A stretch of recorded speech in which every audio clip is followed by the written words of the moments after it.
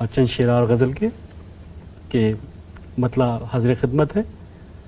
कटाकर अपने बालों पर गया क्या,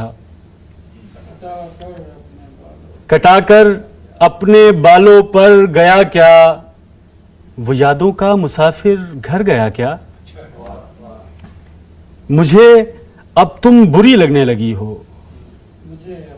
मुझे अब तुम बुरी लगने लगी हो, मेरे अंदर का शायर मर गया क्या, मेरे अंदर का शायर मर गया क्या।